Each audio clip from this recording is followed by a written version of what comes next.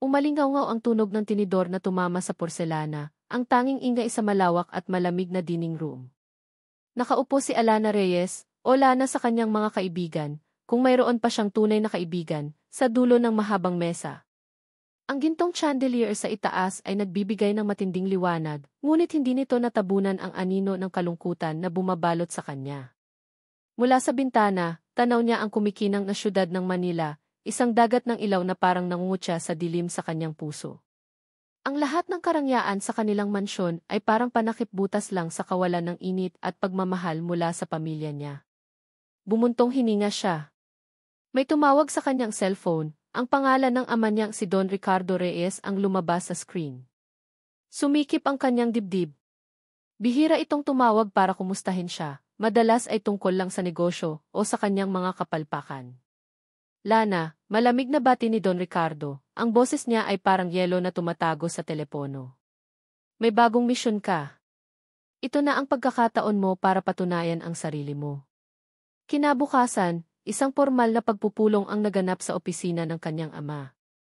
Magagarang suit at mamahaling relo ang suot ng mga executive, ngunit ang kapaligiran ay mas malamig pa sa disyerto. Nakaupo si Lana sa harap ng kanyang ama, ang mga mata ni Don Ricardo ay matalim na nakatitig sa kanya, parang sinusuri ang bawat galaw niya. Alam mo, Lana, ang pangalan ng Reyes ang pinakamahalaga sa lahat. At sa ngayon, hindi mo pa iyan napapanindigan, diretsong sabi ni Don Ricardo, walang bahid ng emosyon. May dalawang bagay kang kailangang gawin. Una, kailangan nating makuha ang investment ni Gabriel Alcantara.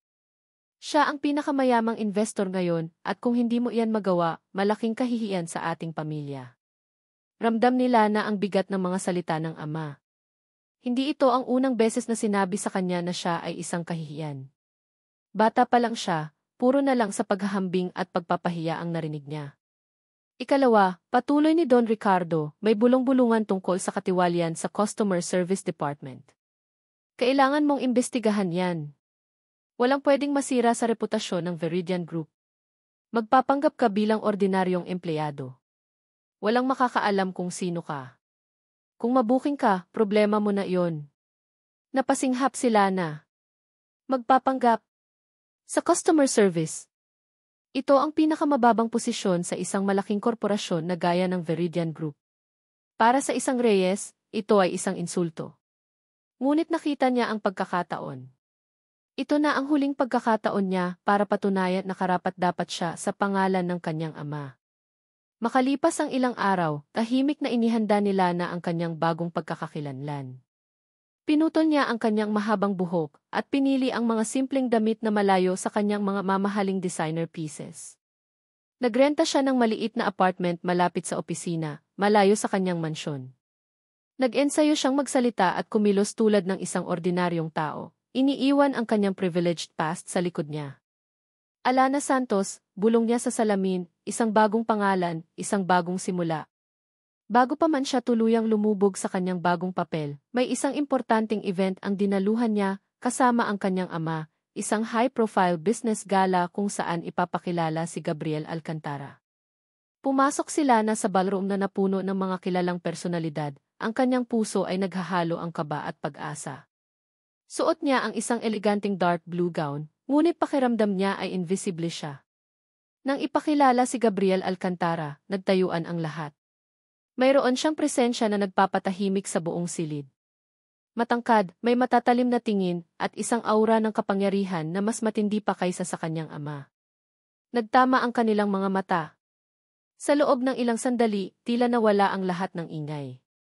Ang kanyang tingin ay matalim, parang sinusuri ang kanyang kaluluwa, ngunit mayroong kakaibang init na bumalot sa kanya.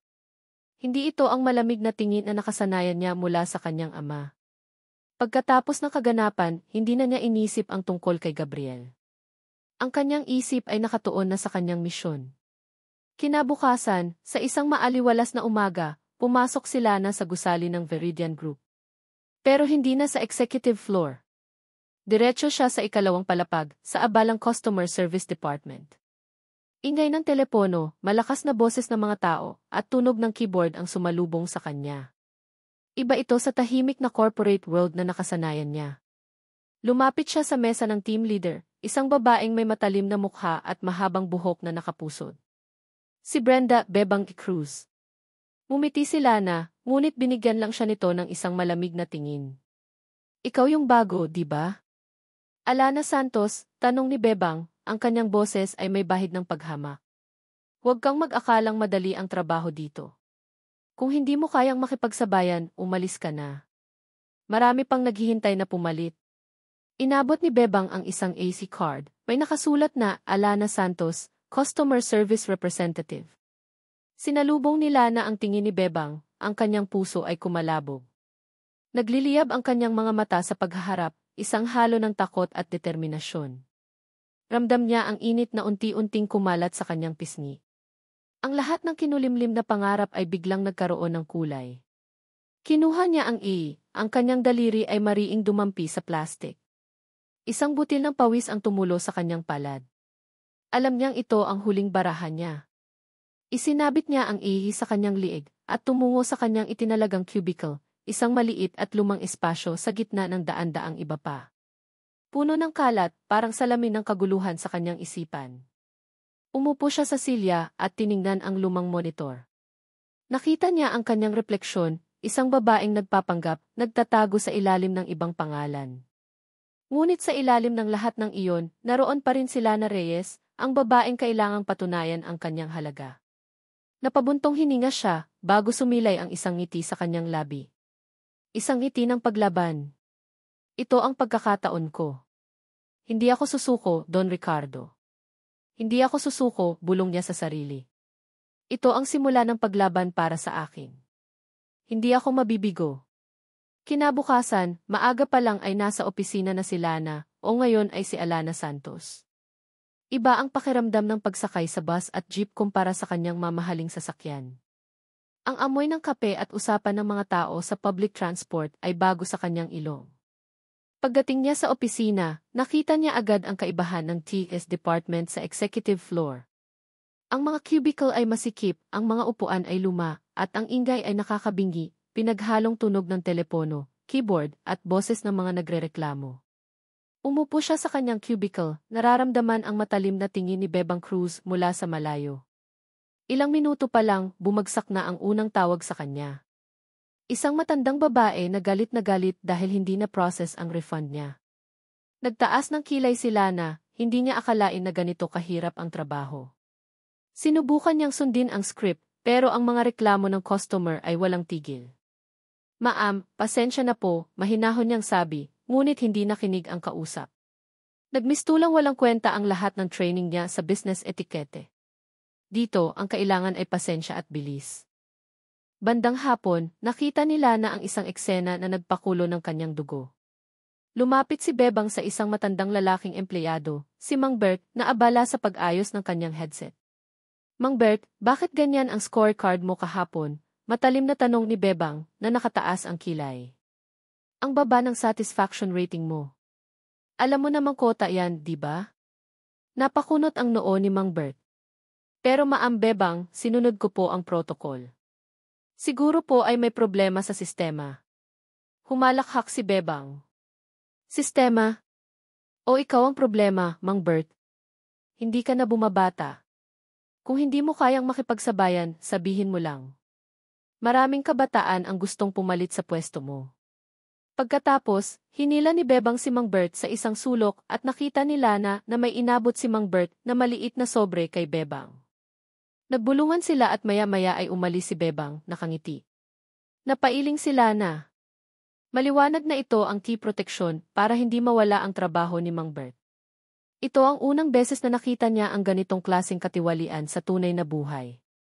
Hindi pa natatapos ang araw, nang makita niya naman ang isang batang babae, si Joy, na halos maiyak habang kausap si Bebang. Ma'am, kailangan ko lang po sanang umuwi ng mas maaga. Mataas po ang lagnat ng anak ko, pakiusap ni Joy, namumutla ang labi. Anak? Bakit, may anak ka na ba ngayon, Joy? Sarkastikong tanong ni Bebang. Hindi ito charity, Joy. May schedule ka. Kung gusto mong makauwi, mag-apply ka ng leave.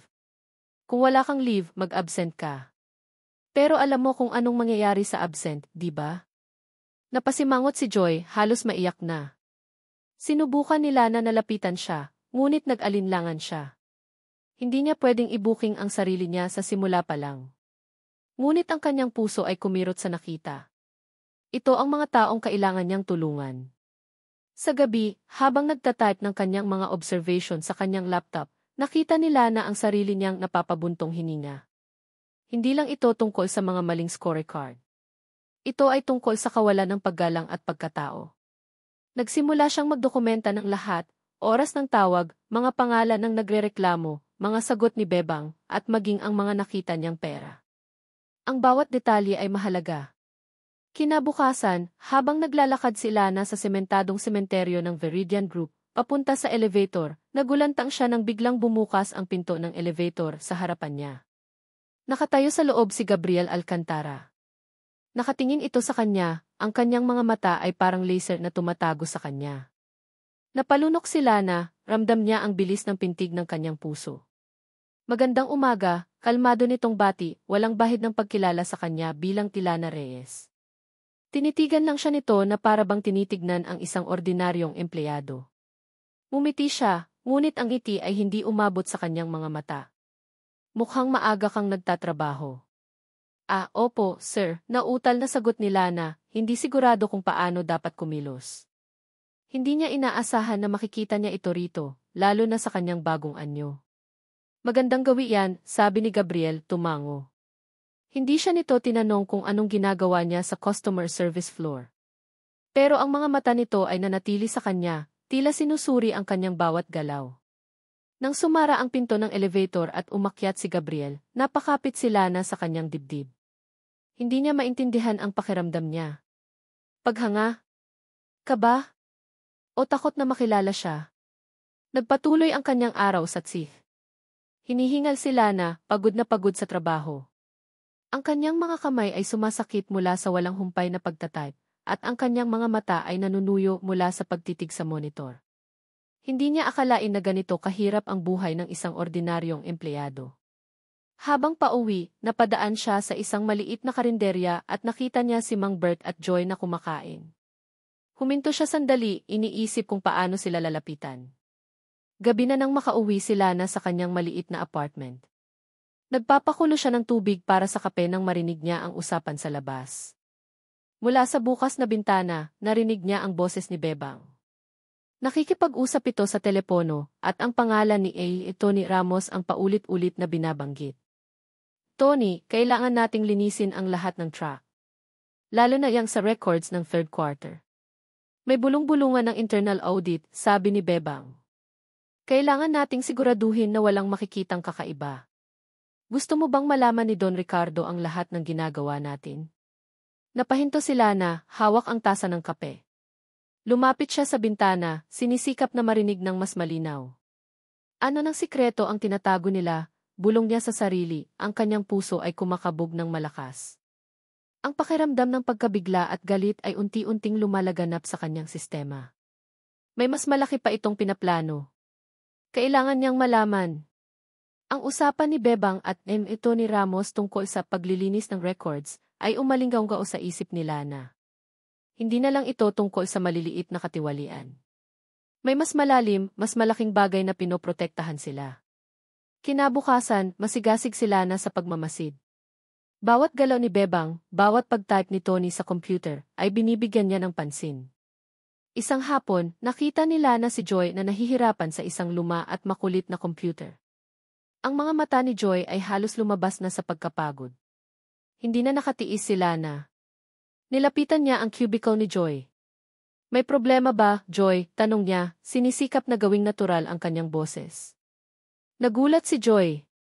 Ate Alana. Ito kasing computer ko, ayaw mag-process ng request. Ang bagal na nga, nagluloko pa. Tiningnan ni Lana ang screen. Nakita niya ang isang maliit na glitch sa sistema na pamilyar sa kanya mula sa mga lumang software na pinag-aralan niya dati. Subukan mong i-clear ang cache, tapos i-restart mo yung system. Baka sakali. Sinunod ni Joy ang payo ni Lana at nagulat siya nang bumilis ang computer. Wow, Ate Alana. Ang galing mo naman, masiglang sabi ni Joy. Salamat talaga. Sa dami ng trabaho, ang hirap pa kung sira ang gamit. Nang makita ni Mang Bert ang nangyari, umiti siya kay Lana. Talagang may alam ka, Alana. Hindi lahat ng bago ay walang alam. Isang maliit na tagumpay. Unti-unti, nakukuha niya ang tiwala ng mga taong kailangan niya. Makalipas ang ilang araw, habang naglilinis ng mga lumang kabinet sa likod ng storage room ng opisina, isang task na iniutos ni Bebang para siguro mapahirapan siya, nakahanap si Lana ng isang nakalimutang drive. Marumi at luma, halos hindi na makita ang logo. Napaisip siya. Bakit may ITSG dito? Nagdala siya ng ITSG reader at sinubukan niyang buksan ito sa isang lumang computer sa sulok. Laking gulat niya nang makita ang nilalaman. Hindi ito mga karaniwang file. Ito ay mga lumang records, mga data entries na parang sinadyang itago o burahin sa pangunahing sistema. Mayroon ding mga spreadsheet na may mga transaksyon na hindi niya maintindihan at mga pangalan na hindi pamilyar. Mukhang mga bayad sa consultancy fee na napakalaki para sa isang fees department. Ang kanyang puso ay kumalabog. Ito ang mga piraso ng puzzle na hinahanap niya. Isang tanghali, habang papunta si Lana sa isang kalapit na coffee shop para mag-lunch, nagulat siya nang makita si Gabriel Alcantara na nakaupo sa sulok, mag-isa, umiinom ng kape at nagbabasa ng dyaryo. Nagtama muli ang kanilang mga mata. Sa pagkakataong ito, umiti si Gabriel, isang ngiti na nakapagpatunaw sa kanyang puso. Hello, Alana, bati niya. Nagulat si Lana na alam niya ang kanyang pangalan. Customer Service Representative, tama ba? Opo, sir, sagot ni Lana, nakaramdam ng kaunting kilig. Kayo rin po pala rito. Maganda ang kape nila rito, sagot ni Gabriel. Masarap ba ang trabaho mo sa CIS? Hindi inaasahan ni Lana ang tanong na iyon. Hindi ito tungkol sa negosyo o sa kanyang ama. Ito ay tungkol sa kanya. Hindi po madali, sir. Maraming hamon. Pero, nakakatuwa din po dahil marami kang natutulungan. Tinitigan siya ni Gabriel. Kahanga-hanga. Bihira ang ganyang pananaw sa mga kabataan ngayon. Kadalasan, ang gusto lang ay umakyat sa tuktok. Napakunot ang noo ni Lana. Parang may kahulugan ang mga salita niya. Kung gusto mong umakyat, kailangan mo munang maintindihan kung paano gumagana ang ilalim, di ba po? Ngumiti si Gabriel, isang totoong ngiti. Tama ka. Ang pundasyon ang pinakamahalaga. Nag-usap sila ng matagal tungkol sa trabaho, sa buhay, sa mga pangarap. Sa mga sandaling iyon, hindi siya si Lana Reyes, ang bigo at pinupuna, kundi si Alana Santos, ang simpleng empleyado na nakikipag-usap sa isang lalaking gumagalang sa kanya. Pakiramdam niya ay nabigyan siya ng halaga. Ngunit hindi nagtagal ang kanyang kasiyahan. Pagbalik niya sa opisina, sinalubong siya ni Bebang na nakataas ang kilay. Santos, bakit ka nagtagal sa lunch? Alam mo bang may pila ng mga tawag? At bakit mo kinausap si Joy? May problema kayo, ha? Wala po, ma'am, sagot ni Lana. Nagkausap lang po kami tungkol sa trabaho. Huwag kang masyadong lumalabas sa linya mo, Santos, banta ni Bebang. Kagaya ka rin ng mga iyan, di ba? Isang simpleng empleyado. Walang special treatment dito. Pagsapit ng gabi, habang naghahanda si Lana para matulog, may narinig siyang notification sound sa kanyang cellphone. Isang text message. Binuksan niya ito at nakita ang isang pangalan na hindi nakarehistro. Isang simple at maikling mensahe, sana maayos ang lahat ng hamon na hinaharap mo. Magtiwala ka sa instinct mo. Napangiti si Lana. Si Gabriel Alcantara. Kahit paano, may isang tao pa rin pala na nakakakita sa kanya. Kinaumagahan, habang nag-i-email si Lana sa kanyang laptop, nakita niya ang isang email na walang subject at walang pangalan ng nagpadala. Curious, binuksan niya ito. Nagulat siya sa nakita, isang screenshot ng isang lumang transaksyon ng Veridian Group na may petsa mula sa 5 taon na ang nakakaraan. Ang halaga ay napakalaki at sa ibaba, may pangalan ng isang babae na naka-blackout, ngunit may nakasulat na delisted from employee records. Kinilabutan si Lana. Sino ang nagpadala nito? Bakit ngayon lang? At sino ang babaeng iyon? Ang pakiramdam ng takot at pagdududa ay unti-unting lumalaganap. Isang lihim ang unti-unting nabubunyag, at pakiramdam niya ay may mas malalim pa itong kahulugan kaysa sa simpleng katiwalian sa customer service. Sino ka? At bakit mo ako tinutulungan? Bulong niya sa sarili habang nakatitig sa screenshot. Nakatitig si Gabriel Alcantara sa isang lumang litrato sa kanyang opisina, ang kanyang mga mata ay malalim at puno ng hinanakit. Isang babaeng may mapungay na mga mata ang nakangiti mula sa litrato, ang kanyang ina. Sa likod niya, ang logo ng Veridian Group na ngayon ay tila isang sumpa. Ilang taon na ang lumipas, ngunit sariwa pa rin sa kanyang alaala ang sakit at kawalan ng katarungan na dinanas ng kanyang ina dahil sa kumpanyang ito. Ang kanyang ina, isang matapat at masipag na empleyado, ay sinira ang reputasyon at hinayaan lang na mawala sa ere dahil sa katiwalian sa loob ng Veridian. Hindi ko yan hahayaan, ina, bulong niya, ang kanyang boses ay parang hangin lang. Babawiin ko ang lahat ng kinuha nila sa atin. Naalala niya ang unang pagkakataon na nakita niya si Lana Reyes. Sa isang business gala, elegante at tahimik.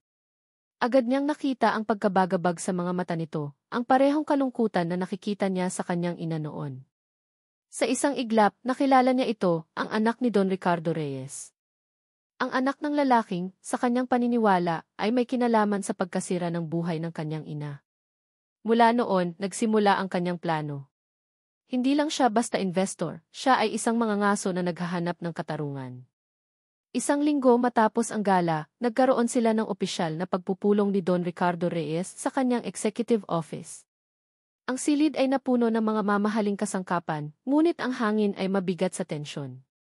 N. Alcantara, isang karangalan na makasama ka rito, bati ni Don Ricardo, ang kanyang ngiti ay pilit. Ang karangalan ay akin, Don Ricardo, sagot ni Gabriel, ang kanyang boses ay kalmado ngunit may bahid ng pagsubok. Narinig ko ang tungkol sa mga issue sa inyong customer service department. Totoo ba ang mga bulong-bulungan? Napakunot ang noo ni Don Ricardo. Mga bulong-bulungan lang yan, Jimmy Alcantara. Walang basehan.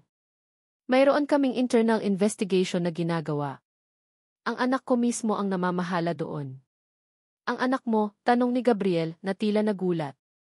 Kahanga-hanga. Ibig sabihin, seryoso kayo sa paglilinis ng inyong kumpanya. Hindi niya ipinahalata na alam na niya na si Lana ang tinutukoy. Sana ay maging matagumpay siya.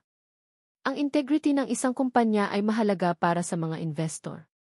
Ang mga salita ni Gabriel ay parang mga patalim na tumatama sa ego ni Don Ricardo.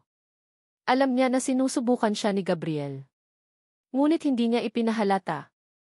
Ang kanyang layunin ay hindi lang ang mag-invest, kundi ang hukayin ang mga lihim ng Veridian Group. Makalipas ang ilang araw, habang naglalakad si Gabriel sa labas ng Veridian Group, papunta sa coffee shop, nakita niya si Lana, ngayon ay si Alana Santos, na papalabas ng gusali. Nakasuot ito ng simpleng damit at may daladalang lunchbox. Ngumiti siya. Ito ang pagkakataon. Pumasok siya sa coffee shop at umupo sa isang sulok, nag-order ng kape. Hindi nagtagal, pumasok si Alana Santos at umupo sa malapit. Nagkunwari siyang hindi siya nito napansin, ngunit nakikinig siya sa bawat galaw nito. Nang magtama ang kanilang mga mata, ngumiti siya. Hello, Alana, bati niya. Dito ka rin pala nagkakape. Opo, sir, sagot nito, tila nagulat. Kayo rin po pala rito. Maganda ang kape nila rito, sabi niya, sinisikap na gawing kaswal ang usapan. Kumusta ang trabaho sa customer service? Madali ba?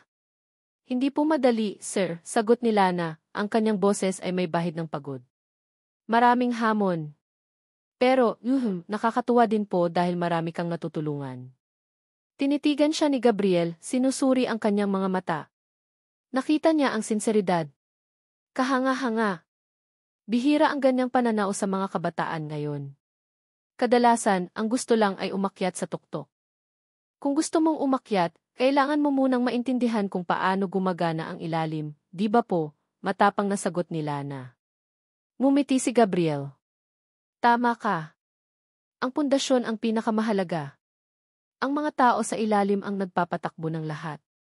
Kung hindi mo sila pakikinggan, paano ka magiging isang mabuting lider? Nagpatuloy ang kanilang usapan at bawat tanong ni Gabriel ay mailayunin, hindi lang para makilala si Lana, kundi para masubukan kung gaano siya katapat at kung gaano siya kalalim na tao. Nais niyang makita kung may pag-asa pa sa pamilya Reyes. Pagkatapos ng kanilang pag-uusap, umalis si Gabriel, ang kanyang isip ay abala. Ang babaeng ito ay kakaiba. Hindi siya tulad ng inaasahan niya. Pagdating niya sa kanyang opisina, naghintay sa kanya ang kanyang private investigator. Sir, may update po ako, sabi ng Yue, inabot ang isang folder. Tungkol po kay M. Antonio Ramos. Mukhang may malalim po siyang koneksyon sa mga lumang issue ng Veridian Group. At mayroon din po siyang mga transaksyon sa labas na hindi nakarehistro sa kumpanya. At si Ines Brenda Cruz, mukhang siya ang kanang kamay ni Ramos. Binuksan ni Gabriel ang folder. Nakita niya ang mga litrato, mga bank statement, at mga lumang dokumento. Ang kanyang mga mata ay naningkit. Ang kanyang hinala ay nagiging katotohanan. Pagkatapos ng ilang oras, nakatanggap siya ng isang text message. Mula kay Lana. Salamat sa payo, sir. Nakatulong po. Ngumiti si Gabriel, isang ngiti na puno ng misteryo. Tiningnan niya ang lumang litrato ng kanyang ina. Malapit na, ina, bulong niya, ang kanyang puso ay puno ng pag-asa at paghihiganti. Ang laro ay nagsisimula pa lang. Ang mga salita ni Bebang Cruz na narinig ni Lana mula sa labas ng apartment niya ay patuloy na umalinggaw sa kanyang isipan. Hindi lang ito simpleng pagnanakaw o pagmamanipula ng scorecard. May mas malalim na koneksyon si Bebang kay M. Tony Ramos at mayroon silang gustong itago mula sa darating na internal audit. Isang umaga, habang nagpapanggap na abala sa kanyang cubicle, nakita ni Lana si Bebang nakausap ang isang lalaki na hindi empleyado ng Veridian Group. Nag-abot ang lalaki ng isang makapal na sobre kay Bebang at mabilis itong isinilid ni Bebang sa kanyang bag pagkatapos, ngumiti si Bebang sa lalaki at nagpaalam. Hindi ito ang unang beses na nakita ni Lana ang ganitong klaseng palitan. Ilang beses na niyang napansin ang mga supplier o consultant na pumupunta sa opisina at nakikipag-usap kay Bebang ng palihim. Kinabukasan, habang nagre-review ng mga lumang customer records, sinubukan ni Lana na hanapin ang mga transaksyon na hindi tugma sa mga sinasabi ni Bebang. Sa kanyang paghahanap, nakita niya ang ilang deleted files sa system logs. Gamit ang kanyang kaalaman sa computer, sinubukan niyang i-recover ang mga ito. Laking gulat niya nang makita ang mga transaction records na may kalakip na consultancy fees na napakalaki at ang mga pangalan ng kumpanya ay hindi pamilyar. Ang pinaka-nakakagulat ay ang mga approval signature, hindi lang kay Bebang, kundi pati na rin kay M. Tony Ramos. Si Tony Ramos pala ang utak ng lahat, bulong ni Lana sa sarili, ang kanyang puso ay kumalabog. Hindi lang si Bebang ang may kagagawan. Si Tony ang mas malaking isda. Ang mga transaksyon na ito ay hindi lang simpleng pagnanakaw. Ito ay isang mas malaking scheme para maglabas ng pera mula sa kumpanya. Sa gitna ng kanyang pag-imbestiga, dumating ang imbitasyon para sa isang charity gala. Ito ay isang event kung saan kailangan niyang dumalo bilang si Lana Reyes, ang anak ng si. Isinuot niya ang isang eleganteng itim na gown at naghanda. Sa loob ng ilang linggo, nasanay na siya sa kanyang pagpapanggap bilang si Alana Santos. Ang pagiging Lana Reyes ay tila isang lumang balat na kailangan niyang isuot muli. Pagdating niya sa gala, napuno ang silid ng mga kilalang personalidad. Habang naglalakad siya, nakita niya si Gabriel Alcantara na nakikipag-usap sa isang grupo ng mga businessman. Ang kanyang puso ay kumabog ng mabilis. Ang huling beses na nag-usap sila ay sa coffee shop, kung saan siya ay si Alana Santos. Ngayon, siya ay si Lana Reyes. Naglakad si Gabriel palapit sa kanya, ang kanyang mga mata ay kumikinang. Lana, bati niya, ang kanyang boses ay malalim at nakakapanindig balahibo. Hindi ko inaasahan na makikita ka rito. Pareho tayo, Gabriel, sagot ni Lana, sinisikap na itago ang kanyang kaba. Ikaw, kumusta ang pag-imbestiga mo sa Veridian Group? Ngumiti si Gabriel, isang ngiti na puno ng misteryo. Marami akong natututunan. Lalo na sa mga taong nasa ilalim.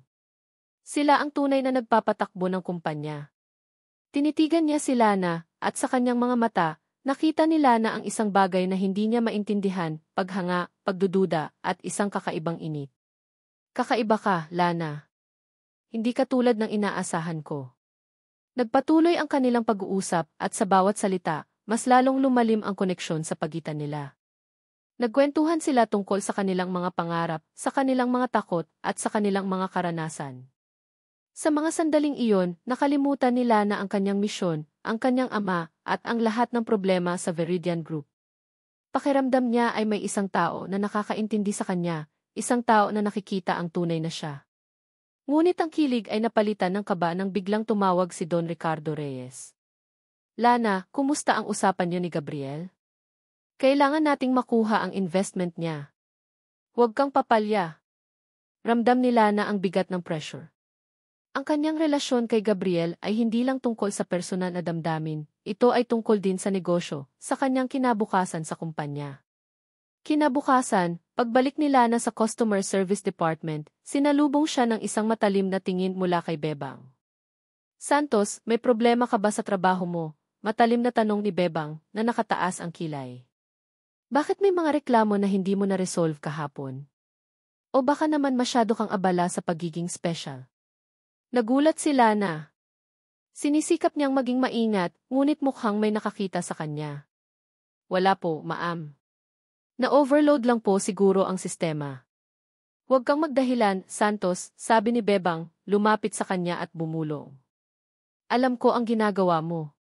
Akala mo ba hindi ko napapansin ang pagmamasid mo? Kung gusto mong manatili rito, sumunod ka sa mga patakaran. Kung hindi, alam mo na ang mangyayari. Napakapit si Lana sa kanyang upuan. Alam niyang sinusubukan siya ni Bebang. Pero hindi siya susuko. Pagsapit ng gabi, habang naglalakad si Lana pauwi sa kanyang apartment, nag-ring ang kanyang cellphone. Isang unknown number. Nag-alinlangan siya, ngunit sinagot pa rin niya. Huminto ka na, Alana Santos, isang boses ng lalaki na hindi pamilyar ang nagsalita sa kabilang linya. Ang boses ay malamig at may bahid ng pagbabanta. Alam namin ang ginagawa mo. Kung hindi ka hihinto, may mawawala sa iyo. Hindi lang ang trabaho mo. Pati na rin ang mga taong malapit sa iyo. Napatigil si Lana sa kanyang paglalakad. Ang kanyang puso ay kumabog ng malakas. Sino ito? Paano niya nalaman ang kanyang ginagawa? At sino ang mga taong malapit sa kanya na tinutukoy niya? Ang takot ay unti-unting kumalat sa kanyang sistema. Huminto ka na. O may mawawala. Ang mga salitang iyon ay umalinggaw sa kanyang isipan, nag-iiwan ng malamig na takot. Ang boses sa kabilang linya ay umalinggaw sa isip ni Lana, parang isang malamig na hangin na tumagos sa kanyang buto. Huminto ka na, Alana Santos. Kung hindi ka hihinto, may mawawala sa iyo. Hindi lang ang trabaho mo. Pati na rin ang mga taong malapit sa iyo. Napatigil siya sa gitna ng kalsada, ang kanyang puso ay kumabog ng napakabilis. Sino ito? Paano nito nalaman ang kanyang ginagawa? At sino ang mga taong malapit sa kanya na tinutukoy nito? Ang takot ay unti-unting kumalat sa kanyang sistema, parang lason. Nang makarating siya sa kanyang apartment, halos hindi na siya makahinga. Nagkulong siya sa banyo, binuksan ang gripo para takpan ang kanyang pag-iyak. Ang lahat ng tapang na kanyang ipinapakita ay tila naglaho. Ngunit sa gitna ng kanyang takot, may isang bagay na nagliyab sa kanyang puso, galit. Hindi siya pwedeng sumuko. Hindi niya pwedeng hayaan na takutin siya ng mga taong ito. Kailangan niyang malaman kung sino ang nasa likod ng lahat. Kinabukasan, kahit may bahid pa rin ang takot ang kanyang mga mata, nagpasya si Lana na maging mas maingat. Kailangan niya ng tulong, ngunit hindi niya pwedeng i-booking ang kanyang sarili. Lumapit siya kay Mang Bert na abala sa pag-aayos ng isang lumang printer. Mang Bert, mahinahon niyang sabi, pwede po bang magtanong? May nakita po kasi akong lumang e-drive at may mga files na hindi ko maintindihan. Mukhang mga lumang records po. May alam po ba kayo sa mga ganyang klaseng sistema? Tiningnan siya ni Mang Bert, ang kanyang mga mata ay puno ng pagtataka. Yang mga lumang sistema? Alana, matagal na ako rito. Karamihan sa mga iyan, ako ang nag-set up noon. Bakit? Wala naman po, sagot ni Lana, sinisikap na gawing kaswal ang kanyang boses. Na-curious lang po ako kung paano gumagana ang mga lumang records. Gusto ko lang po kasing matuto pa sa trabaho. Ngumiti si Mang Bert. Mabuti yan, Alana. Bihira ang kabataang gustong matuto sa mga lumang sistema. Sige, kung may kailangan ka, tanong ka lang.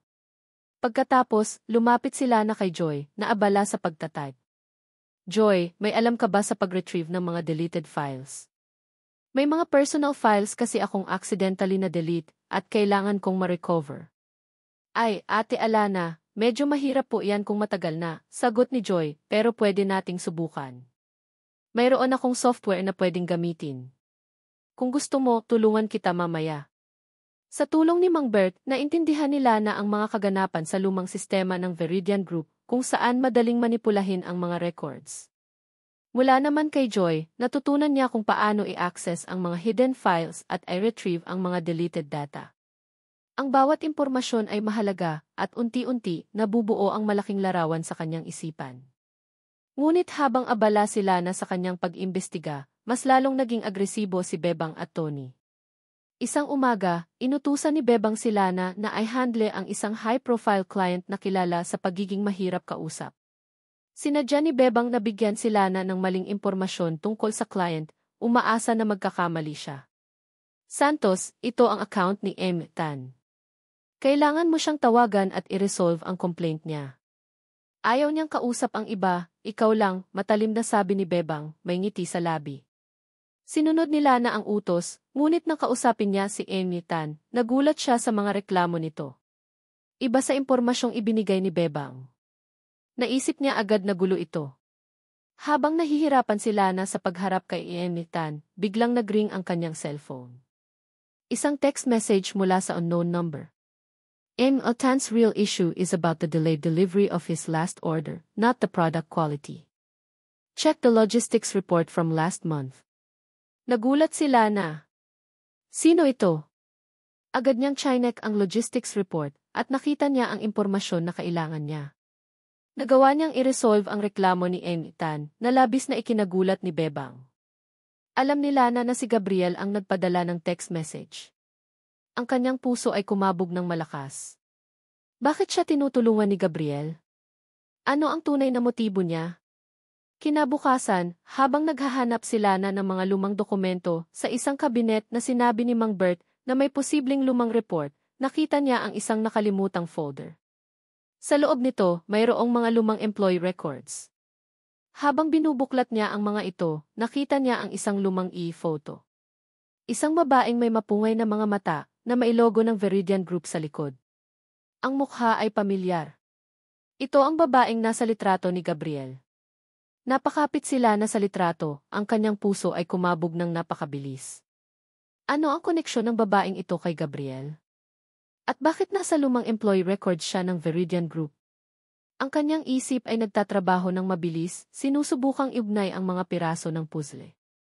Patuloy siyang naghalungkat sa mga lumang file sa computer ni Mang Bert na may pahintulot niya. Sa isang folder na may label na Old Projects, nakita niya ang isang file na naka-password. Sinubukan niyang buksan ito gamit ang mga posibleng password na naisip niya. Sa wakas, pagkatapos ng ilang pagsubok, nabuksan niya ang file. Ang kanyang mga mata ay nanlaki sa nakita. Ito ay isang lumang audit report mula sa 7 taon na ang nakakaraan. Ang report ay nagdedetalye ng isang malaking transaksyon na may kinalaman sa isang subsidiary company na hindi niya pamilyar. Ang transaksyon ay napakalaki at sa ilalim ng report, nakita niya ang mga signature. Ang isa ay kay M. Tony Ramos. At ang isa pa ay kay Don Ricardo Reyes. Napatayo si Lana, ang kanyang mga kamay ay nanginginig. Hindi ito maaari. Ang kanyang ama, may kinalaman sa katiwalian. Ang kanyang mundo ay tila gumuho sa kanyang harapan. Ang lahat ng kanyang pinaniniwalaan ay nagbago sa isang iglap. Hindi ito maaari, bulong niya, ang kanyang boses ay halos hindi marinig. Ang kanyang ama at si Tony Ramos ay magkasabwat sa isang malaking katiwalian na naganap noon. Ang lahat ng kanyang takot ay napalitan ng isang matinding galit at pagkabigla. Ang mga mata ni Lana ay nanlaki sa report na nakita niya sa computer ni Mang Bert. Ang mga pangalan ni Don Ricardo Reyes at M. Tony Ramos ay malinaw na nakasulat, katabi ng isang napakalaking transaksyon sa isang subsidiary na nakita niya sa lumang employee records. Ang subsidiary kung saan nagtatrabaho ang ina ni Gabriel Alcantara. Ang hinala ay naging katotohanan. Ang kanyang ama ay sangkot sa katiwalian at mas malaki pa ito kaysa sa inakala niya. Ang pagkabigla ay napalitan ng isang matinding galit at panlilinlang. Ang mundo niya ay tila gumuho. Hindi ito maaari, bulong niya, halos hindi marinig. Hindi niya maintindihan ang lahat. Ngunit ang isang bagay ay malinaw, ang babae sa litrato ni Gabriel, ang kanyang ina, ay may koneksyon sa katiwaliang ito. At ang kanyang ama ay bahagi nito. Kinabukasan, ang lahat ay tila lumabo sa paningin ni Lana. Hindi niya matanggap ang katotohanan. Ang kanyang ama, na kinikilala niya bilang isang matuwid na tao, ay may bahid pala ng dumi. Hindi niya napansin ang mga tawag mula kay Don Ricardo. Hindi niya rin nasagot ang ilang text mula kay Gabriel. Ang kanyang isip ay abala sa mga dokumento na kanyang nakita. Hapon na nang magpasya siyang umalis ng opisina. Kailangan niya ng sariwang hangin. Habang naglalakad siya sa parke, biglang may humawak sa kanyang braso. Napalingon siya at nakita niya si Gabriel. Ang kanyang mukha ay puno ng pag-aalala. Lana, bakit hindi ka sumasagot sa mga tawag ko? Tanong ni Gabriel, ang boses niya ay malambing ngunit may bahid ng pagkabahala. Nag-aalala ako sa'yo. Sa mga sandaling iyon, ang lahat ng galit at sakit ay sumabog sa loob ni Lana.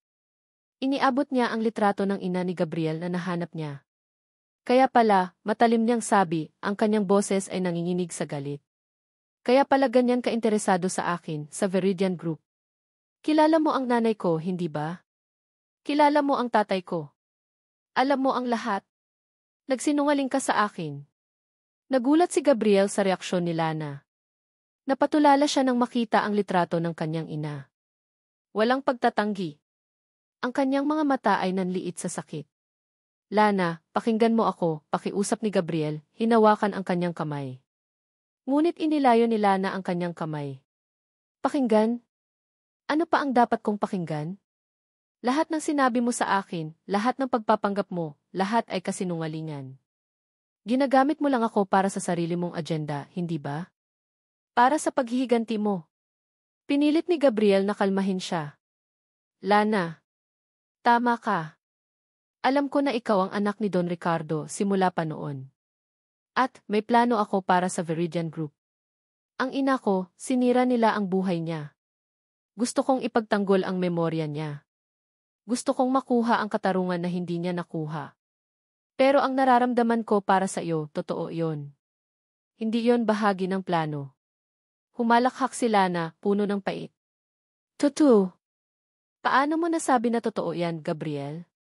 Paano ako magtitiwala sa isang taong kayang magsinungaling sa akin ng ganito katagal?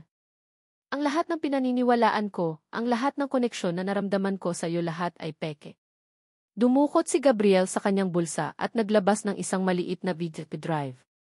Lana, ito ang lahat ng ebidensya na mayroon ako tungkol sa katiwalian sa Veridian Group, kasama ang tungkol sa ina ko at ang koneksyon ni na Don Ricardo at Tony Ramos.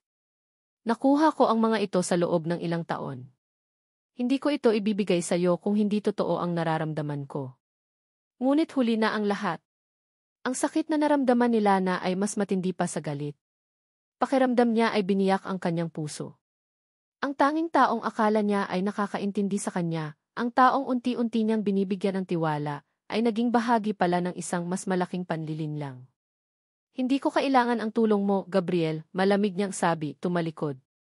Hindi ko kailangan ang sinuman. Lalo na ang isang manloloko. Tumakbo sila na palayo, hindi pinapansin ang pagtawag ni Gabriel sa kanyang pangalan. Lumakas ang ulan, at ang bawat patak ay parang luha na bumuhos mula sa kanyang mga mata. Hindi niya na alam kung saan siya pupunta. Ang kanyang mundo ay naging isang malaking gulo. Habang naglalakad siya sa ulan, biglang nagring ang kanyang cellphone. Si Don Ricardo. Sinagot niya ito, ngunit ang kanyang boses ay nanginginig. Lana, kumusta ang usapan niyo ni Gabriel? Tanong ni Don Ricardo, ang boses ay puno ng pagkainip. Nakuha mo ba ang investment niya? Kailangan natin ng magandang balita. Kailangan mong patunayan ang sarili mo. Okay lang po, pa, sagot ni Lana, ang kanyang boses ay walang buhay. Okay lang po ang lahat. Ngunit sa kanyang puso, alam niyang hindi okay ang lahat. Ang lahat ay wasak. Nakarating siya sa isang parke, basang-basa ng ulan. Napaupo siya sa isang bench, ang kanyang mga mata ay walang buhay na nakatitig sa kawalan. Ang kanyang cellphone, na patuloy na nagriring sa mga tawag mula kay Gabriel, ay lumabas mula sa kanyang bulsa.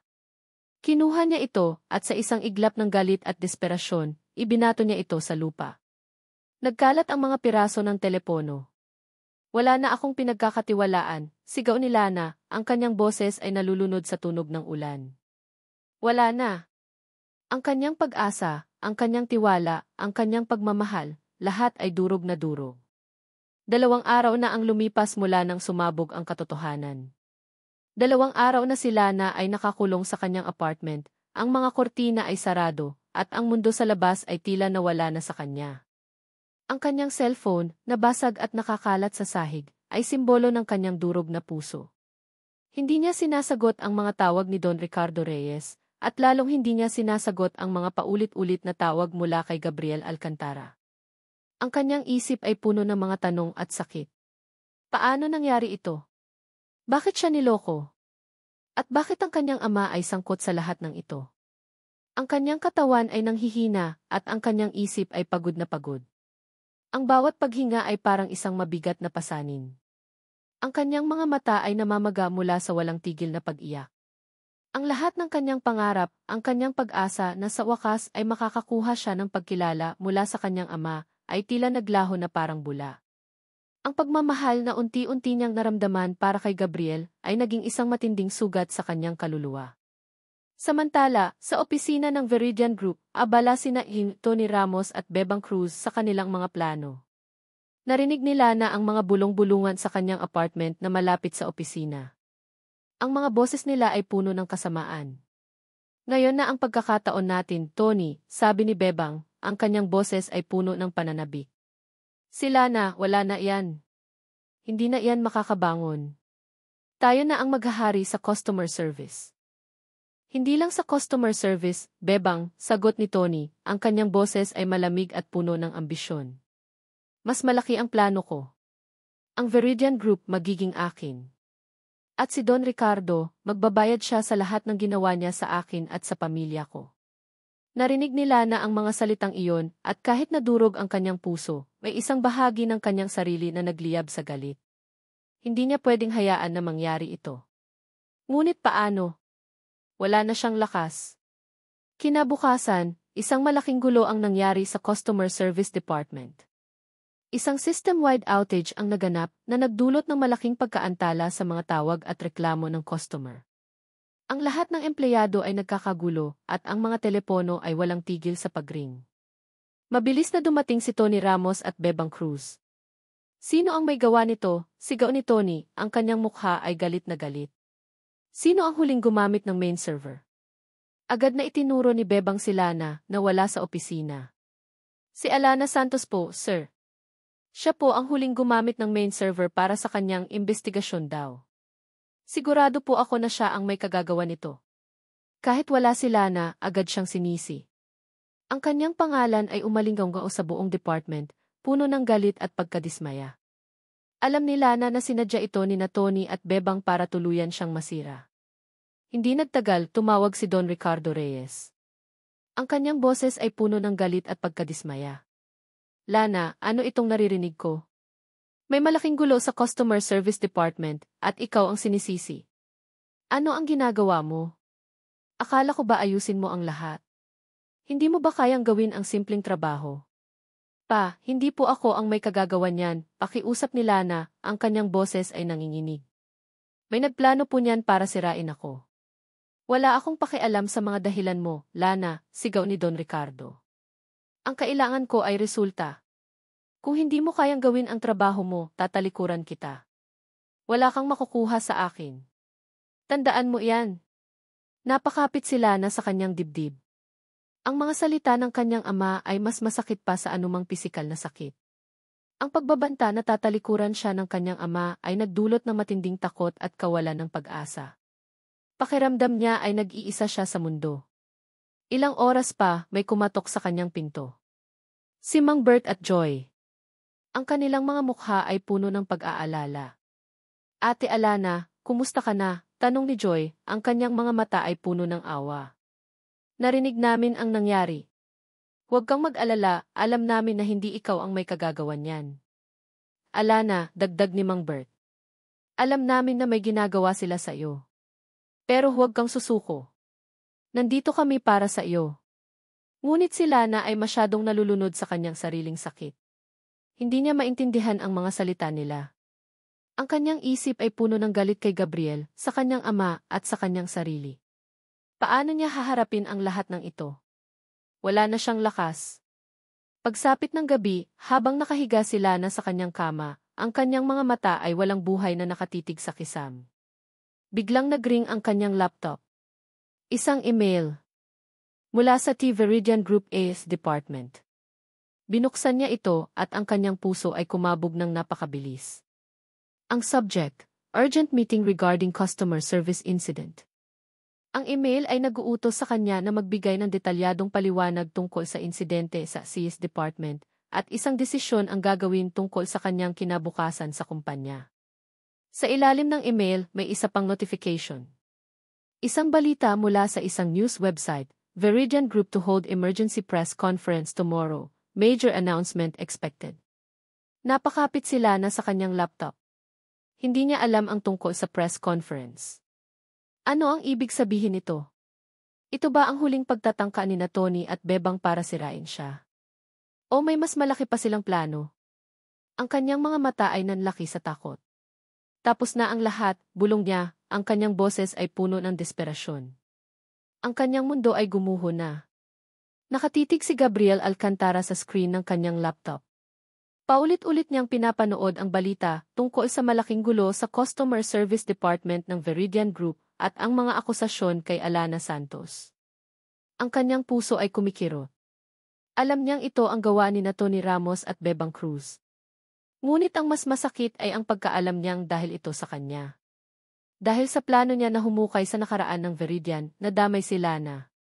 Nakapatong sa mesa niya ang lumang litrato ng kanyang ina, at ang bagong litrato ni Lana na palihim niyang kinuha mula sa kanyang phone. Ang dalawang mukha ay tila nakatitig sa kanya, ang isa ay puno ng pighati, ang isa ay puno ng pagkabigo. Para siyang pinipigan ng konsensya. Ang kanyang paghihiganti ang nagtulak sa kanya na saktan ang taong unti-unti niyang minamahal. Patawarin mo ako, ina, bulong niya, ang kanyang tinig ay halos hindi marinig. Patawarin mo ako dahil nilamon ako ng galit. Hindi ko sinasadyang saktan ang isang taong walang kasalanan. Ang paghihiganti ay naging bulag na puwersa sa kanyang buhay. Ngunit ngayon, ang mukha ni Lana ang tila nagpapaalala sa kanya na may mas mahalaga pa sa puot. Sinubukan niyang tawagan si Lana ng paulit-ulit, ngunit walang sumasagot. Alam niyang basag ang cellphone nito.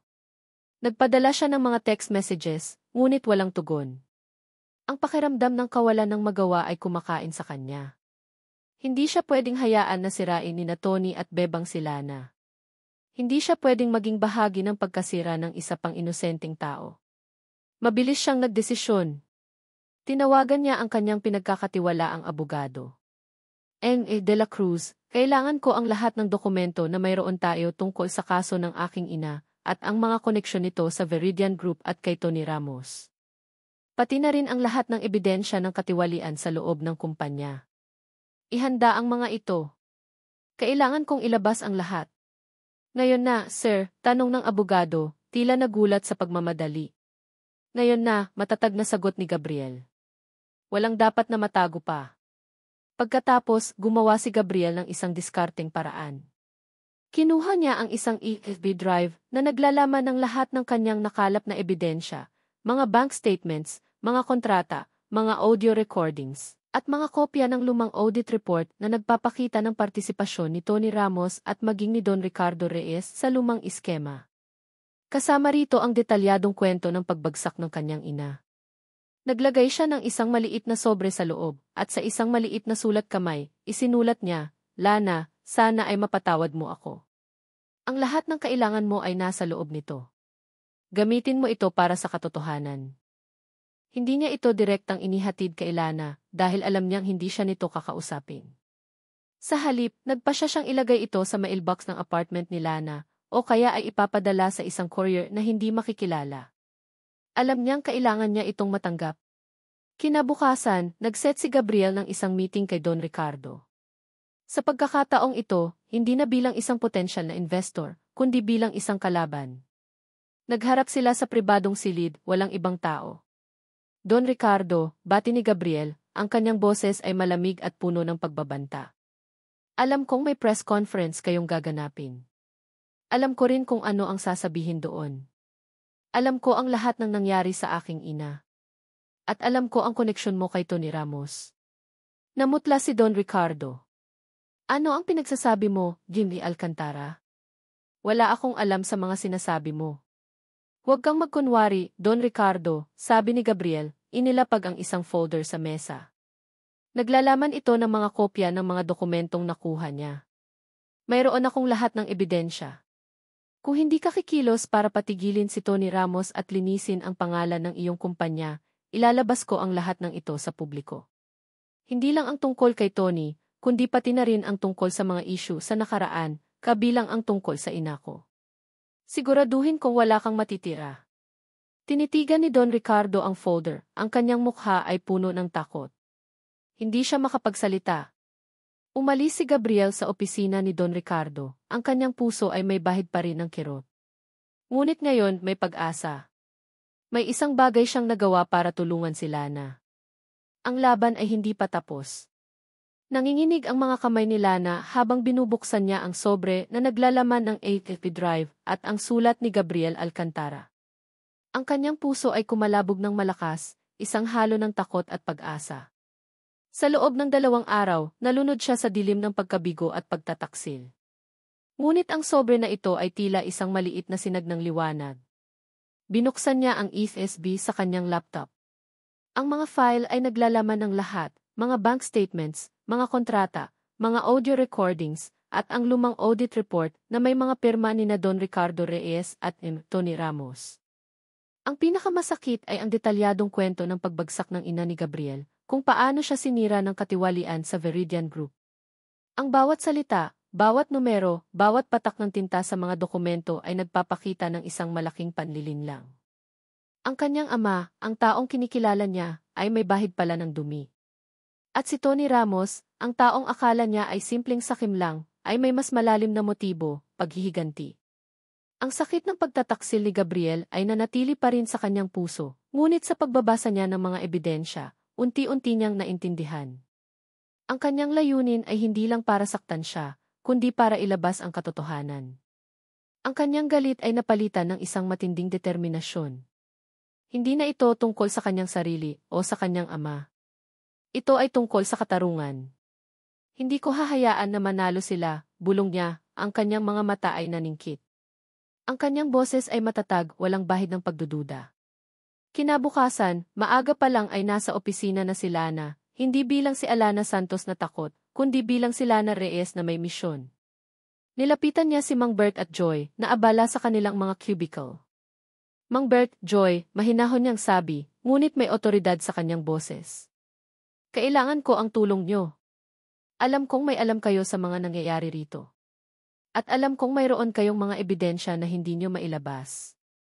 Ngayon, kailangan nating ilabas ang lahat. Nagulat si Mang Bert at Joy. Tinitigan nila si Lana, ang kanilang mga mata ay puno ng pagtataka at pagdududa. Ate Alana, ano po ba ang ibig niyong sabihin? Tanong ni Joy, nag-aalala. Ang ibig kong sabihin, hindi ako si Alana Santos, diretsong sabi ni Lana, inilabas ang kanyang tunay na di. Ako si Lana Reyes, ang anak ni Don Ricardo. At nandito ako para linisin ang pangalan ng Veridian Group at para ipaglaban ang katarungan para sa inyo. Napatulala si Mang Bert at Joy. Hindi sila makapaniwala. Ngunit nakita nila ang sinseridad sa mga mata ni Lana at ang determinasyon sa kanyang boses. Mayroon akong mga ebidensya, patuloy ni Lana, inilabas ang ETIP drive. Mga ebidensya na magpapatunay sa lahat ng katiwalian ni na Tony Ramos at Bebang Cruz. Pero kailangan ko ang tulong niyo para ayusin ang mga ito at para maging matibay ang kaso natin. Walang pag-aalinlangan, tumango si Mang Bert. Nandito kami, Alana. Matagal na naming gustong lumaban pero wala kaming lakas. Ngayon, mayroon na. Ate Alana, dagdag ni Joy, ang kanyang mga mata ay kumikinang sa pag-asa. Tutulungan ka namin. Sa loob ng ilang oras, nagtrabaho silang tatlo ng palihim. Sinuri nila ang lahat ng ebidensya, inayos ang mga files, at naghanap pa ng mga karagdagang detalye. Si Mang Bert ay nagbigay ng mga inside information tungkol sa mga lumang transaksyon, at si Joy ay tumulong sa pag-retrieve ng mga hidden data. Bawat piraso ng impormasyon ay mahalaga, at unti-unti, nabuo ang isang matibay na kaso laban kina Tony at Bebang. Habang abala sila, nagpadala sila ng isang maikling text message kay Gabriel. Salamat! Magkita tayo sa labanan. Hindi na siya galit. Ang kanyang mensahe ay isang pagkilala sa tulong nito at isang paanyaya sa laban na darating. Pagsapit ng gabi, umuwi sila sa kanyang apartment. Tumayo siya sa harap ng salamin at tiningnan ang kanyang refleksyon. Hindi na siya ang babaeng puno ng takot at kawalan ng tiwala. Ang kanyang mga mata ay kumikinang sa determinasyon, ang kanyang panga ay matatag. Ang kanyang buhok ay maikli, ang kanyang damit ay simple, ngunit ang kanyang puso ay puno ng lakas. Handa na ako, bulong niya sa sarili. Handa na akong lumaban. Kinabukasan, habang naghahanda sila para sa press conference, biglang bumukas ang ihi sa kanyang apartment.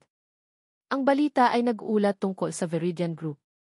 Breaking news, ipapahayag ni Antonio Ramos, ang executive manager ng Veridian Group, ang isang nakakagulat na katotohanan tungkol sa financial status ng kumpanya sa isang emergency press conference mamaya, sabi ng news anchor.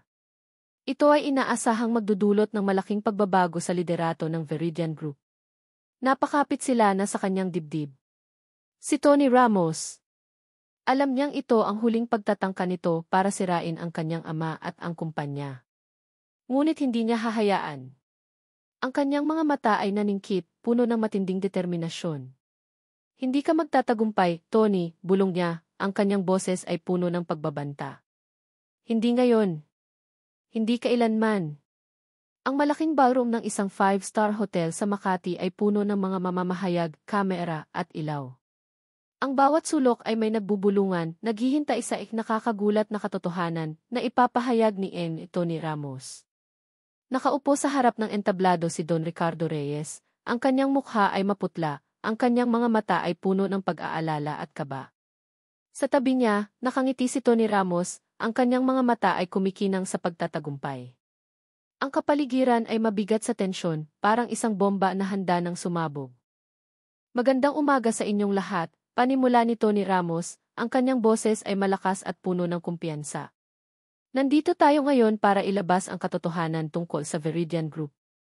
Mayroon akong mga ebidensya na magpapatunay sa maling pamamahala at katiwalian sa loob ng kumpanya na nagdulot ng malaking pagkalugi.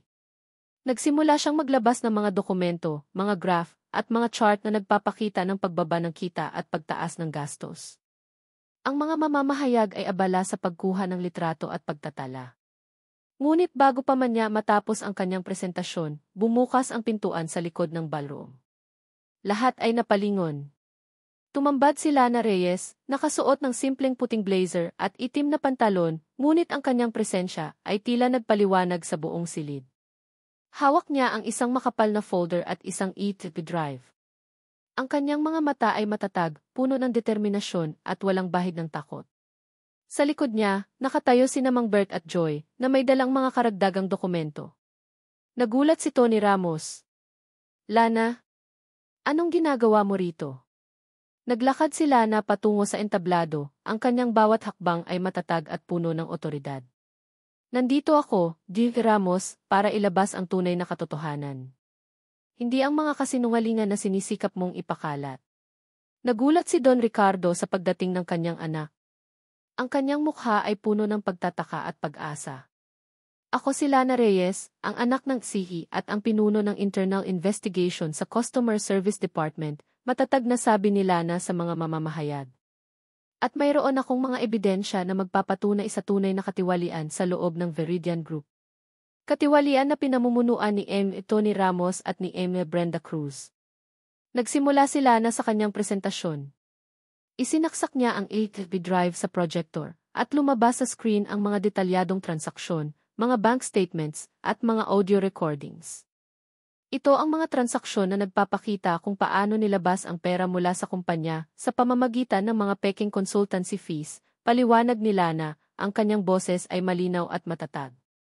At ito ang mga audio recordings kung saan maririnig nyo kung paano minamanipula ang mga scorecard ng mga empleyado at kung paano pinipiga ang mga taong tapat sa kanilang trabaho. Nagulantang ang buong silid. Ang mga mamamahayag ay abala sa pagkuha ng litrato at pagtatala. Ang mga mukha ni Tony Ramos at Bebang Cruz ay namutla.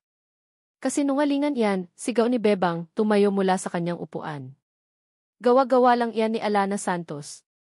Siya ang may kagagawa ng lahat ng gulo. Hindi, matatag na sagot ni Lana. Ang mga ebidensyang ito ay mula sa loob ng sistema. At mayroon akong mga saksi.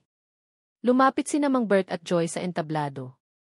Totoo po ang sinasabi ni Maam Lana, sabi ni Mang Bert, ang kanyang boses ay nanginginig ngunit matatag. Kami po ang nakasaksi sa lahat ng katiwalian ni Ginés Bebang at ni Tony. At ako po ang tumulong kay Ate Alana na i-retrieve ang mga deleted files mula sa system, dagdag ni Joy. Lahat po ng sinasabi niya ay totoo. Sinubukan ni Tony Ramos na pigilan si Lana. Hindi ka pwedeng magsalita ng ganyan. Wala kang karapatan. Ngunit hindi nagpatinag si Lana. Ipinakita niya ang lumang audit report na may mga pirma ni Tony Ramos at Don Ricardo Reyes. At ito naman ang magpapatunay sa mas malalim na koneksyon ni Jing Ramos at ng aking ama sa mga lumang katiwalian sa Veridian Group. Ang katiwalian na nagdulot ng pagkasira ng buhay ng isang inosenteng empleyado. Sa gitna ng kaguluhan, nakatayo si Gabriel Alcantara sa likod ng mga mamamahayag, tahimik na pinapanood si Lana. Ang kanyang mga mata ay puno ng paghanga at pag-aalala. Nakita niya ang tapang ni Lana, ang kanyang determinasyon na ilabas ang katotohanan, kahit na masakit ito para sa kanya. Ang kanyang puso ay puno ng pag-asa. Nang makita ni Tony Ramos na unti-unti nang nawawala ang lahat ng kanyang plano, at ang kanyang pangalan ay nasisira sa harap ng publiko, nagdilim ang kanyang paningin. Ang kanyang mukha ay puno ng galit at desperasyon. Bigla siyang dumukot sa kanyang bulsa, at sa isang iglap, may inilabas siyang isang maliit na kutsilyo. Hindi ka magtatagumpay, Lana, sigaw ni Tony, ang kanyang boses ay puno ng galit na galit. Sisirain ko kayong lahat. Lahat ay nagulantang. Ang mga mamamahayag ay nagtakbuhan, ang mga kamera ay nagkagulo. Si Tony Ramos ay sumugod patungo kay Lana, ang kutsilyo ay nakatutok sa kanya. Ang buong silid ay napuno ng sigawan at kaguluhan. Ang kutsilyo ay kumislap sa ilaw ng kamera, diretsong nakatutok kay Lana. Nagsigawan ang mga tao at ang kaguluhan ay sumabog. Ngunit bago pa man makalapit si Tony Ramos kay Lana, isang matangkad na anino ang humarang sa pagitan nila. Si Gabriel Alcantara. Agad na sumugod si Gabriel, hinarangan ang kutsilyo gamit ang kanyang braso. Isang matalim na tunog ang narinig at isang patak ng dugo ang lumabas mula sa braso ni Gabriel. Ngunit hindi siya nagpatinag. Hinawakan niya ang kamay ni Tony at sa isang mabilis na galaw, inikot ang braso nito hanggang sa bumagsak ang kutsilyo sa sahig. Nagpumiglas si Tony, ngunit matibay ang kapit ni Gabriel. Tony, tama na, sigaw ni Don Ricardo Reyes, na sa wakas ay nakabangon mula sa kanyang pagkabigla. Ang kanyang mukha ay puno ng takot at pagkabigla. Nakita niya ang kanyang anak na nasa panganib at ang pagtatanggol ni Gabriel. Sa sandaling iyon, tila nagising ang kanyang konsensya. Dumating ang mga security guard at mabilis na kinordon ang lugar. Nang makita ni Tony na wala na siyang kawala, isang tawa ang lumabas sa kanyang bibig, puno ng kapaitan. Hindi pa tapos ang lahat, Ricardo. Magbabayad ka sa lahat ng ginawa mo sa akin. Hinila si Tony Ramos papalayo, kasama si Bebang Cruz na nakagapos na ang mga kamay. Ang kanyang mukha ay puno ng galit, ngunit wala na siyang magawa.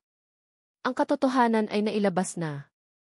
Lumapit si Gabriel kay Lana, ang kanyang mukha ay puno ng pag-aalala. Lana, okay ka lang ba? Tanong niya, hinawakan ang braso nito. Nakatitig si Lana sa kanya, ang kanyang mga mata ay puno ng pagkabigla at pag-aalala. Ang braso ni Gabriel ay dumudugo. Gabriel. Sugatan ka. Wala to, sagot ni Gabriel, sinisikap ng umiti. Ang mahalaga, ligtas ka. Lumapit si Don Ricardo kay Lana at Gabriel. Ang kanyang mukha ay puno ng pagsisisi. Tiningnan niya si Lana, ang kanyang mga mata ay puno ng luha. Lana, anak. Patawarin mo ako. Patawarin mo ako sa lahat ng nagawa ko.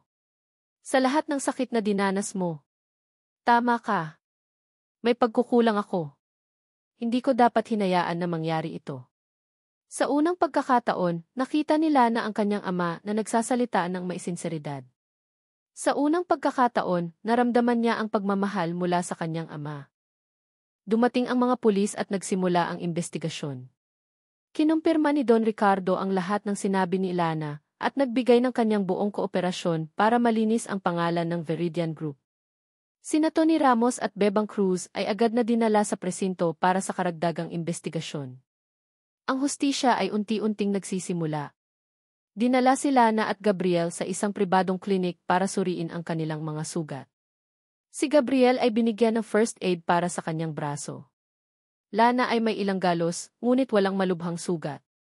Habang nakaupo si Gabriel sa tabi ng kama ni Lana, hinawakan niya ang kamay nito. Lana, alam kong galit ka sa akin, panimula ni Gabriel, ang kanyang boses ay malambing. Alam kong nasaktan kita.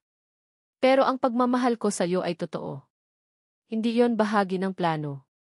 Sana mapatawad mo ako. Huminga ng malalim si Lana, ang kanyang mga mata ay nakatitig sa kisam. Ang kanyang puso ay may bahid pa rin ng sakit, ngunit ang galit ay unti-unti nang nawawala. Nakita niya ang pag-aalala sa mga mata ni Gabriel, ang kanyang sakripisyo. Dahan-dahan, lumingon si Lana kay Gabriel. Ang kanyang mga mata ay puno ng pagkabigo, ngunit mayroon ding kakaibang pag-unawa. Ang lahat na nangyari ay masakit, ngunit nakita niya ang sinseridad sa mga mata ni Gabriel. Ang kanyang plano ay para sa kanyang ina, para sa katarungan. Bakit mo ginawa to? Tanong ni Lana, ang kanyang boses ay mahina at puno ng emosyon. Ito ang tanong na matagal nang bumabagabag sa kanya. Ang tanong na kinakatakutan ni Gabriel na marinig. Ang tanong ni Lana ay umalinggaw sa silid ng klinik, puno ng sakit at pagkalito. Bakit mo ginawa to? Tinitigan ni Gabriel Alcantara ang mga mata ni Lana, ang kanyang puso ay puno ng pagsisisi. Hinawakan niya ng mahigpit ang kamay nito. Lana, alam kong mahirap paniwalaan, pero kailangan mong marinig ang buong kwento. Nagsimula si Gabriel sa kanyang pagtatapat. Kinuwento niya ang lahat tungkol sa kanyang ina, si Aling Elena, na isang matapat na empleyado ng Veridian Group. Kung paano siya sinira ni Tony Ramos at Don Ricardo Reyes sa isang malaking katiwalian na nagdulot ng kanyang pagbagsak, at kalaunan ay ang kanyang maagang pagkamatay dahil sa labis na kalungkutan at sakit. Nang mawala ang nanay ko, nangako ako sa sarili ko na hahanapin ko ang katarungan para sa kanya, paliwanag ni Gabriel, ang kanyang boses ay nanginginig sa emosyon. Dahil sa galit, nagplano ako. Naisip kong gamitin ka, Lana, para makapasok ako sa Veridian Group at ilabas ang lahat ng baho nila. Pero habang nakikilala kita, habang nakikita ko ang sinseridad mo, ang tapang mo unti-unti, nagbago ang lahat. Ang nararamdaman ko para sa iyo, totoo iyon. Hindi iyon bahagi ng plano. Patawarin mo ako, Lana. Patawarin mo ako sa lahat ng kasinungalingan. Tahimik na nakinig si Lana, ang kanyang mga mata ay puno ng luha. Ang bawat salita ni Gabriel ay tumago sa kanyang puso. Ang sakit ay nanatili pa rin, ngunit unti-unti napalitan ito ng pag-unawa. Nakita niya ang sakit sa mga mata ni Gabriel, ang kanyang pagsisisi. Hindi niya ito kayang sisihin ng buo. Ang kanilang mga pamilya ay parehong naging biktima ng katiwalian. Hindi ko alam, Gabriel, bulong ni Lana, ang kanyang boses ay basag. Hindi ko alam kung paano ko mapapatawad ang lahat. Pero salamat sa pagiging tapat. Pagkatapos ng kanilang pag-uusap, dumating si Don Ricardo Reyes sa klinik. Ang kanyang mukha ay puno ng pag-aalala. Lumapit siya kay Lana, at sa unang pagkakataon, lumuhod siya sa harap nito. Anak, patawarin mo ako, sabi ni Don Ricardo, ang kanyang mga mata ay puno ng luha. Naging bulag ako sa pera at kapangyarihan. Hindi ko nakita ang sakit na dinanas mo at ang sakit na dinanas ng pamilya ni Gabriel. Ang lahat ng nangyari, kasalanan ko. Pero ngayon, nakita ko na ang katotohanan. Ipinagmamalaki kita, Lana. Ikaw ang tunay na tagapagmana ng Veridian Group. Ikaw ang dapat na mamuno. Napayakap si Lana sa kanyang ama, ang kanyang mga luha ay bumuhos. Ito ang sandali na matagal na niyang hinintay. Ang pagtanggap at pagmamahal mula sa kanyang ama. Pa, kailangan nating linisin ang kumpanya, sabi ni Lana, ang kanyang boses ay matatag. Kailangan nating ibalik ang tiwala ng mga tao. Gagawin natin ang lahat, anak, sagot ni Don Ricardo. Ikaw ang mamumuno. Susuportahan kita sa lahat ng desisyon mo. Kinabukasan, pagkatapos ng ilang araw na pahinga, bumalik si Lana sa Veridian Group. Ngunit hindi na siya si Alana Santos o ang Lana Reyes na puno ng pagdududa. Siya na ang bagong leader. Una niyang pinuntahan ang Customer Service Department. Sinalubong siya ng mga ngiti at palakpakan mula sa mga empleyado. Lumapit siya kina Mang Bert at Joy. Mang Bert, Joy, salamat sa inyong tulong, sabi ni Lana, ang kanyang boses ay puno ng pasasalamat. Hindi ko ito magagawa kung wala kayo. Wala iyon, Ma'am Lana, sagot ni Mang Bert, ang kanyang mga mata ay puno ng paghanga. Ikaw ang tunay na leader. Ikaw ang nagbigay sa amin ng pag-asa. Nga po, Ate Alana, dagdag ni Joy. Salamat po at ipinaglaban niyo kami. Sa sumunod na linggo, nagkaroon ng board meeting ang Veridian Group. Sa harap ng lahat ng executive at board members, formal na inihayag ni Don Ricardo Reyes ang kanyang pagbibitiw bilang CEO at ang pagtatalaga kay Lana Reyes bilang bagong Chief Executive Officer. Nakatayo si Lana sa harap ng lahat, ang kanyang puso ay puno ng pag-asa. Hindi na siya ang babaeng naghahanap ng pagkilala. Siya na ang babaeng handang mamuno, handang magdala ng pagbabago. Salamat sa inyong tiwala, panimula ni Lana, ang kanyang boses ay malinaw at matatag. Ang Veridian Group ay magsisimula ng isang bagong kabanata. Isang kabanata ng transparency, integridad, at pagmamahal sa ating mga empleyado at customer.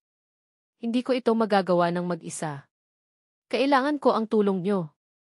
Sama-sama nating itatayo ang isang kumpanya na tunay na ipagmamalaki natin. Pagkatapos ng meeting, lumabas si Lana sa kanyang bagong opisina, ang dating opisina ng kanyang ama. Malaki at malawak, ngunit hindi na ito pakiramdam na malamig. Mayroon na itong bagong buhay. Tumingin siya sa bintana, tanaw ang syudad ng Manila. Ang gabi ay bumabalot sa syudad, ngunit mayroong maliwanag na bituin na kumikinang. Ang kanyang puso ay puno ng pag-asa. Ang kanyang paglalakbay ay hindi pa tapos. Ang kanyang pagpapatawad ay hindi pa kumpleto. Ngunit mayroon na siyang direksyon. At mayroon na siyang kasama. Biglang nagring ang kanyang cellphone. Isang text message. Mula kay Gabriel. Pwede ba kitang samahan para sa kape, si Reyes? Napangiti si Lana. Isang bagong simula. Ang pwede ba kitang samahan para sa kape, si Reyes, ni Gabriel Alcantara ay nagdulot ng isang ngiti sa labi ni Lana. Ang pagtawag nito sa kanyang bagong titulo ay nagpapakita ng paggalang at, marahil, isang pag-asa sa isang bagong simula. Nagtipon sila sa isang tahimik na coffee shop malapit sa opisina, malayo sa ingay ng syudad. Ang kanilang pag-uusap ay kalmado, may bahid ng pag-aalangan, ngunit puno ng pag-unawa. Lana, alam kong marami pa akong kailangang patunayan, simula ni Gabriel, ang kanyang mga mata ay sinsero. Ang plano ko noon ay para sa paghihiganti. Pero ikaw ang nagpabago sa pananaw ko. Gusto kong tulungan kang buuin muli ang Veridian Group sa abot ng aking makakaya. Hindi lang bilang investor, kundi bilang isang kaibigan. Tinitigan siya ni Lana. Ramdam niya ang sinseridad sa bawat salita nito. Ang sakit na nakaraan ay nanatili pa rin, ngunit ang pagpapatawad ay unti-unting lumalalim. Salamat, Gabriel, sagot ni Lana. Hindi ko sinasabing madali ang lahat, pero salamat sa tulong mo. Napatunayan mo ang sarili mo. Naramdaman ni Lana ang kanyang puso na kumakalma. Ang pag-aalinlangan sa pagitan nila ay unti-unting nawawala. Ito ay isang bagong simula, hindi lang para sa kanila, kundi para sa Veridian Group. Makalipas ang ilang linggo, umusbong ang Veridian Group sa ilalim ng pamumuno ni Lana. Ang mga pagbabago ay mabilis na ipinatupad. Binigyan niya ng kapangyarihan ang mga empleyado, inalis ang mga katiwalian, at nagpakita ng transparency sa lahat ng transaksyon. Si Mang Bert ay naging team leader ng Customer Service Department, at si Joy ay na-promote sa AE Support, na nakatulong sa pagpapabuti ng sistema. Isang araw, habang naglalakad sila na sa hallway, nakita niya si Don Ricardo Reyes na nakikipag-usap kay Mang Bert. Ngumiti si Don Ricardo kay Mang Bert at tila naging magaan ang kanilang usapan.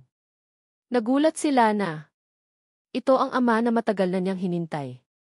Ang amang handang makipag-ugnayan sa kanyang mga empleyado, hindi lang bilang boss, kundi bilang tao. Lumapit si Lana sa kanila. Pa, Mang Bert, kumusta? Ayos lang, anak, sagot ni Don Ricardo, ang kanyang mukha ay puno ng kapayapaan. Napakalaki ng pagbabago sa kumpanya. At lahat ay dahil sa iyo. Nagpatuloy ang paglilinis sa Veridian Group. Lahat ng sangkot sa katiwalian, kabilang sina Tony Ramos at Bebang Cruz, ay naharap sa hustisya. Ang mga kasong inihain laban sa kanila ay umusad, at ang kanilang mga pangalan ay tuluyan ng nasira. Ito ay isang aral para sa lahat. Isang hapon, habang nagtatrabaho si Lana sa kanyang opisina, may kumatok. Si Gabriel. May dala siyang isang maliit na potted plant at isang simpleng card.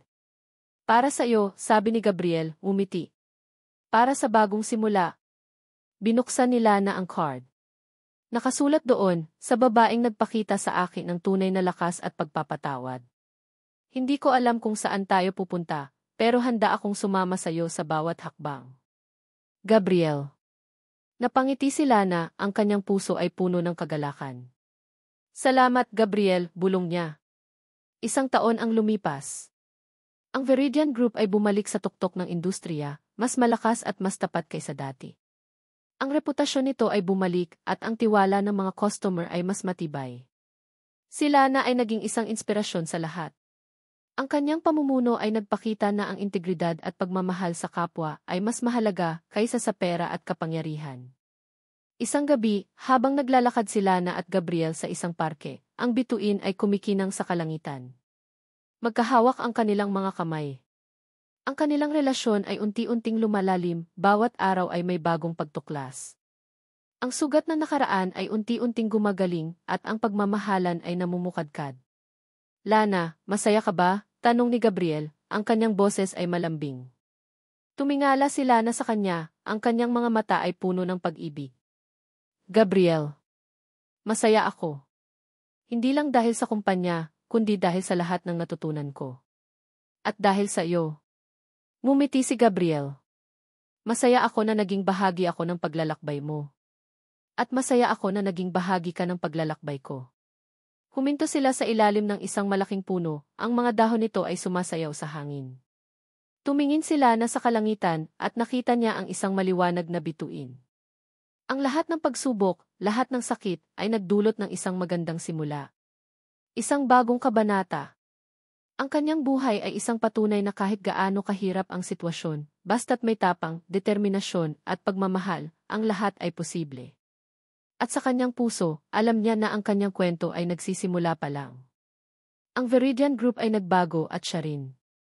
Isang bagong Lana Reyes ang umusbong mula sa abo, handang harapin ang anumang hamon ng buhay. Isang taon na ang lumipas.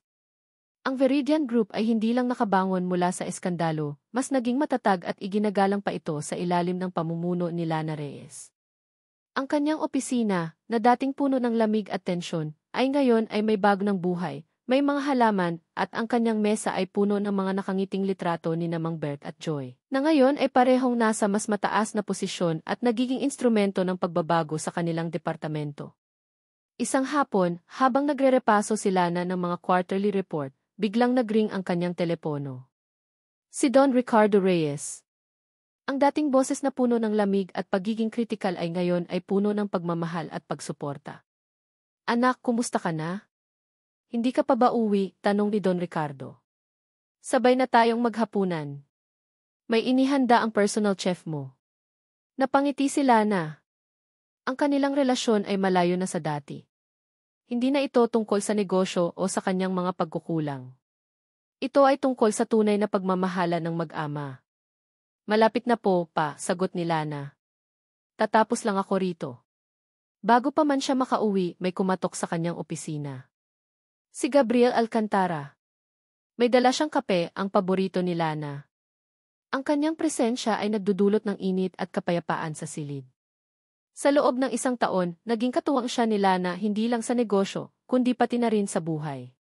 Ang kanilang relasyon ay lumago at ang kanilang pagmamahalan ay naging matibay na pundasyon ng kanilang mga bagong simula. Kumusta ang sisi ng Veridian? Tanong ni Gabriel, ngumiti. Pagod, pero masaya, sagot ni Lana, sinisip-sip ang kape. Ikaw, kumusta ang pagiging board member? Masaya, lalo na kung nakikita kong maayos ang lahat, sagot ni Gabriel, hinawakan ang kamay ni Lana. Ang kanilang mga kamay ay magkatugma, sumisimbolo sa pagkakaisa ng kanilang mga puso at isip. Habang umiinom ng kape, naalala ni Lana ang lahat ng pinagdaanan niya. Ang pagpapanggap bilang si Alana Santos, ang mga pagsubok sa Customer Service Department, ang pagtataksil ni Tony Ramos at Bebang Cruz, at ang sakit ng pagkabigla nang malaman niya ang katotohanan tungkol sa kanyang ama at kay Gabriel. Ngunit sa bawat pagsubok, lumabas ang kanyang tunay na lakas. Naaalala mo pa ba noong una tayong nagkita? Tanong ni Gabriel, ngumiti. Noong akala mo ay isa lang akong ordinaryong investor. At noong akala ko ay isa ka lang manloloko, sagot ni Lana, tumawa. Pero sa huli, napatunayan mo ang sarili mo. At ikaw rin, Lana, sabi ni Gabriel, ang kanyang mga mata ay puno ng paghanga. Mula sa isang babaeng takot na magkamali, naging isang leader ka na may paninindigan. Ipinagmamalaki kita. Dumating ang Sabado ng gabi. Isang espesyal na kaganapan ang inihanda ni Lana para sa lahat ng empleyado ng Veridian Group, isang taunang pagdiriwang.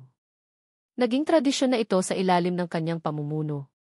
Ang venue ay punong-puno ng tawanan at kasiyahan. Ang lahat ay masaya at ramdam ang pagkakaisa sa pagitan ng lahat ng empleyado, mula sa pinakamababang ranggo hanggang sa pinakamataas. Sa gitna ng selebrasyon, lumapit si Lana sa stage. Magandang gabi sa inyong lahat, panimula niya, ang kanyang boses ay malakas at puno ng kaligayahan. Isang taon na ang nakalipas, marami tayong pinagdaanan. Marami tayong nasaktan. Ngunit sa bawat pagsubok, mas naging matatag tayo. At ngayon, ipinagmamalaki ko na sabihin na tayo ang Veridian Group. Ang kumpanya ng integridad, transparency, at pagmamahal sa kapwa. Nagpalakpakan ang lahat, at ang ingay ay umalinggaw sa buong silid. Pagkatapos ng kanyang speech, lumapit si Mang Bert at Joy. Ma'am Lana, salamat sa lahat, sabi ni Mang Bert, ang kanyang mga mata ay puno ng pasasalamat. Hindi mo lang kami binigyan ng trabaho, binigyan mo kami ng pag-asa. Salamat po, Ate Alana, dagdag ni Joy. Ikaw po ang inspirasyon namin. Niyakap ni Lana ang dalawa, ang kanyang puso ay puno ng kagalakan. Sa huling bahagi ng gabi, habang nagsasayaw si Lana at Gabriel sa gitna ng ballroom, ang musika ay malambing at ang mga ilaw ay nagkatitigan sila, at sa kanilang mga mata, nakita nila ang kanilang mga pangarap na natupad. Lana, bulong ni Gabriel, ang kanyang boses ay malambing at puno ng pag-ibig. May gusto akong sabihin sa iyo. Lumuhod si Gabriel sa harap ni Lana at inilabas ang isang maliit na kahon. Isang singsing na kumikinang. Lana Reyes, gagawin mo ba akong pinakamatalik mong kasama sa buhay? Pakakasalan mo ba ako? Nagulat si Lana. Ang kanyang mga mata ay puno ng luha ng kaligayahan. Ang lahat ng pagsubok, lahat ng sakit, ay nagdulot ng isang magandang simula. Isang bagong kabanata. Ang kanyang buhay ay isang patunay na kahit gaano kahirap ang sitwasyon, basta't may tapang, determinasyon, at pagmamahal, ang lahat ay posible.